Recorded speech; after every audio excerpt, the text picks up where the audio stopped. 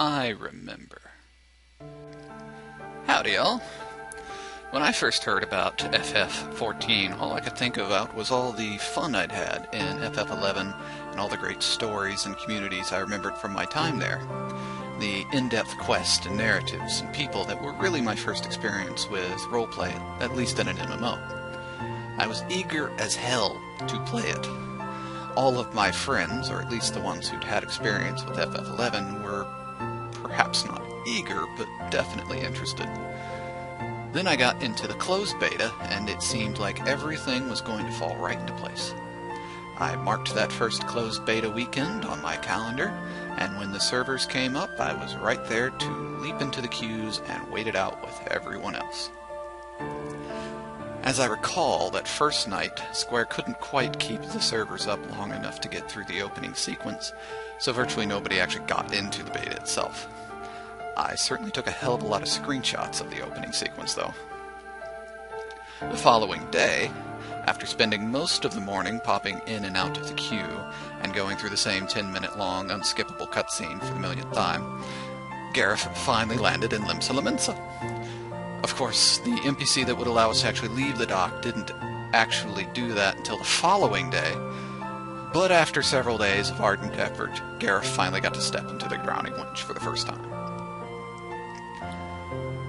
I've been through at least a dozen MMO launches to date, and these days most studios seem to get it down to a pretty smooth so that by launch day there's no major hiccups.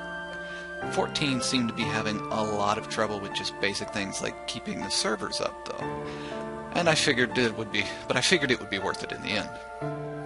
More importantly, I tried to convince all of my friends, equally versed in the plethora of MMOs, that it must definitely be worth it.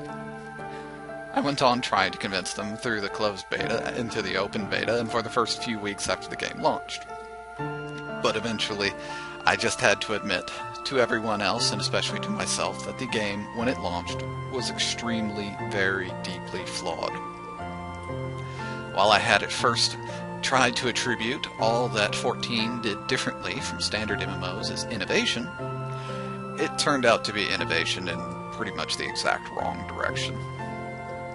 Still, I was absolutely determined, as the game was in its beta period, that the deep, glaring problems must be fixed at some point in the future. I should probably have known better from past experience, but as we've established, my Garland goggles were definitely rose-tinted. I figured my friends, a group that my wife and I had been in for a couple of years at that point,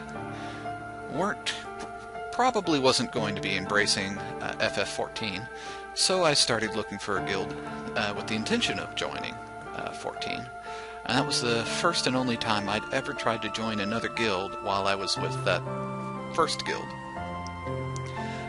Or really any other guild. Eventually I stumbled into Tail and figured, aha! This is the spot. If nothing could be better than getting in at the start of a guild and helping to build it from the ground up. Of course, it didn't quite turn out that way. When we joined Tail, it was really the only RP guild we could find with a website that wasn't hosted on Guild Portal. And it was before the RPC had ever started up. I remember finding out about the RPC when it was still pretty young, I think. Just a few weeks old or so. And glancing through the forums when they weren't yet overflowing with post.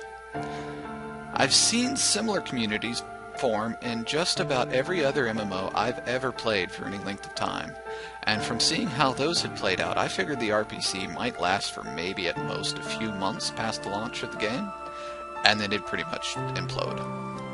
So I didn't see much point in trying to be a part of it, at least at the time.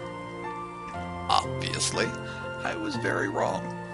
It's been 2 or 3 years later, and the RPC is still ripping and roaring, and by all accounts, excellent community.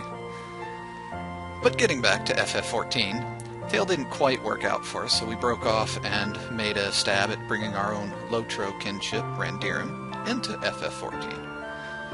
I can't say that was a complete disappointment, and we did get about a dozen recruits, but they never quite seemed to stick around for very long. They'd show up, play the game for a while, and then we'd never see them again. So within a few months after the game's launch, we wound up following them. We left at 14 and we went and we played some other games.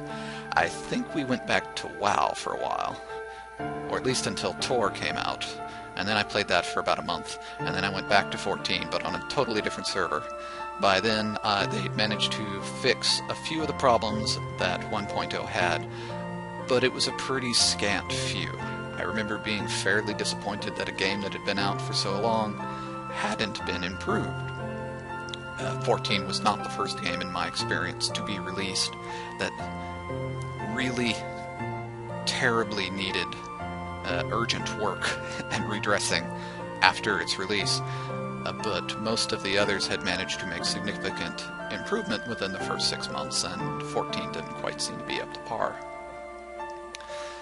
R has fixed pretty much everything I can think of off the top of my head, and it's dragging FF14 back up to par with just about all the other mainstream MMOs, at least in my estimation, which in and of itself is a hell of an accomplishment. Even so, my opinion is the game itself, removed of any community, wouldn't be worth playing on its own. It's not that it's a bad game, it's just a game clearly meant for an audience that isn't me. But my experience playing MMOs since Ultima Online in 1997 is that the game is only enough to keep a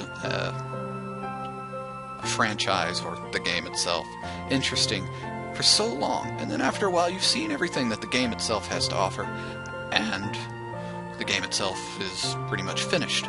And if you don't have a community to be a part of at that point, then there's really no point to continue playing the game. It's the communities that set MMOs apart from many of the single-player games, and it's the communities that give players a reason to stick around and stay a part of that game long after they've seen everything the game has to offer. In any case, it's tempting to play what-ifs about if I'd stuck around or been a bigger part of the FF14 community on the whole. Things could definitely have been very different, at least for us. We've had some pretty good times in WoW and Tor, and especially Lotro and FF11 when we weren't playing 14. So I can't really say that I regret not sticking around. There's definitely a quality community here, though, and when it stops trying to tear itself apart every so often, I figure it must be something worth seeing. Certainly worth sticking around to check out, and I can be patient.